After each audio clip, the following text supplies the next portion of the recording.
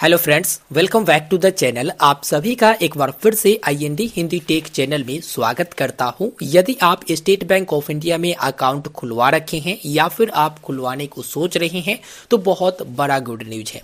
आप सभी को मालूम ही होगा जीरो बैलेंस अकाउंट के बारे में। जीरो बैलेंस अकाउंट वह अकाउंट होता है जिसमें आप अपने खाता में पैसा नहीं भी रखते हो, नील करके रखते हो या फिर थोड़ा बहुत रखते भी हो तो आपसे मेंटेनेंस चार्ज नहीं किया जाता है। और आप सभी को ये भी मालूम होगा कि मंथली एवरेज बैलेंस मेंटेन वाला भी खाता होता है। जैसे सपोज करो कि आप किसी बैंक में अकाउंट खोले हो जिसमें 10,000 रुपया आपको मिनिमम मंथली एवरेज बैलेंस रखना ही है। 10,000 से कम होता है तो आपको चार्ज देना पड़ता है कि आपने बैलेंस मेंटेन नहीं किया। अब स्टेट बैंक ऑफ इंडिया में भी कुछ अकाउंट ऐसे थे जो कि आपको मैं बताना चाहूंगा कि किसी भी बैंक में PMJDY यानी कि प्रधानमंत्री जनधन योजना अकाउंट आप खोल रखे हैं तो वह एक जीरो बैलेंस अकाउंट है जिसमें कोई भी आपको बैलेंस जो मिनिमम बैलेंस रिक्वायर्ड है वो रखने की जरूरत नहीं है।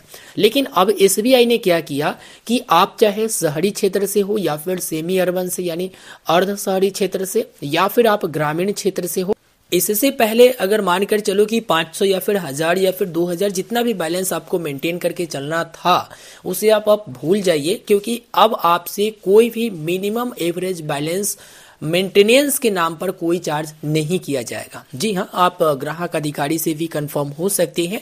SBI का जो नंबर है उस पर आप कॉल कर सकते हैं, जो कि फ्लैश कर दे रहा हूं और डिस्क्रिप्शन में भी मैंने दे दिया है। तो आप उस नंबर पर कॉल करेंगे और आसानी से आप पूछ सकेंगे। बस उनका यही कहना है कि आपने जो नॉर्मल सेविंग्स अकाउंट वगैरह खुलवा रखा है ना, उसमें ऐसा कोई भी चार्ज आपसे अब नहीं लिया जाएगा जिसमें कहा जाता है कि आपने मिनिमम एवरेज बैलेंस मेंटेन नहीं किया है। लेकिन हाँ, एक बात और ध्यान रखिएगा कि अगर आप अपने अकाउंट से जैसे ऑटो डेबिट सिस्टम लगा रखे हैं, जैसे कोई EMI ले रखे हैं, तो उसमें होता क्या है कि ऑटोमेटिक आपके अकाउंट से पैसा कटते हैं। या फिर आप किसी को चेक इशू करती हैं तो आपके अकाउंट से पैसा कटता है, या फिर ATM से कैश निकालने जाती हैं तो आपके अकाउंट से वो पैसा कटते हैं जितना आपको निकालना होता है।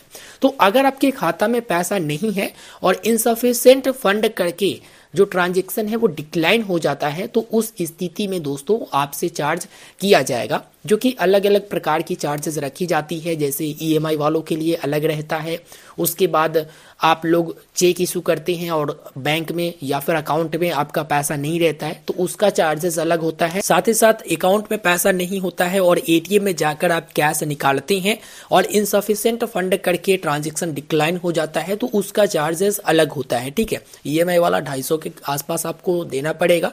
वही अगर ATM के बारे में बात करें तो 20 रुपया प्लस GST आपसे लिया जाएगा, यानी 23 रुपया अप्रॉक्स 60 पैसे के आसपास आपको देना पड़ेगा। तो इस प्रकार की चार्जेस लगेगी, इसलिए ध्यान रखिएगा कि कहीं आपके खाता से कोई ऑटो डेबिट EMI तो नहीं कट रहा या फिर ऑटो डेबिट वाला कोई सिस्टम तो लागू नहीं है जहां पर आप जो है पैसे अपने खाते में नहीं रखे हैं और इनसफिशिएंट फंड करके ट्रांजैक्शन डिक्लाइन हो गया और उसके बाद आपको चार्ज पे करना पड़ा। बस इतना ही ध्यान रखिएगा।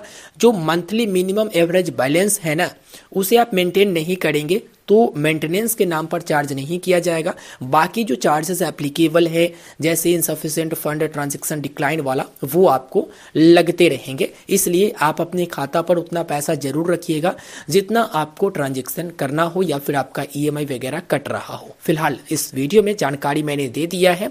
आशा करेंगे आपको ये वीडियो पसंद आया होगा। वीडियो को लाइक करिए, कोई सवाल है वीडियो के नीचे कमेंट करना बिल्कुल भी ना भूलें। मिलते हैं फिर एक नए वीडियो में। चैनल पर नए हो तो जरूर सब्सक्राइब कर लीजिएगा। साथ ही साथ यह इन्फॉर्मेशन अपने दोस्तों तक भी पहुंचाइएगा, क्योंकि होता है कि कभी कभी पैसा नहीं होता है और डर से लोग अपना जरूरत भी पूरा नहीं कर पाते हैं अकाउंट मेंटेनेंस के चलते, तो वो अपना जरूरत को पूरा कर सकती हैं। ठीक है, उनसे मेंटेनेंस के नाम पर कोई चार्ज नहीं किया जाएगा, जो कि SBI के बारे में बात कर रहा हूं। धन्यवाद।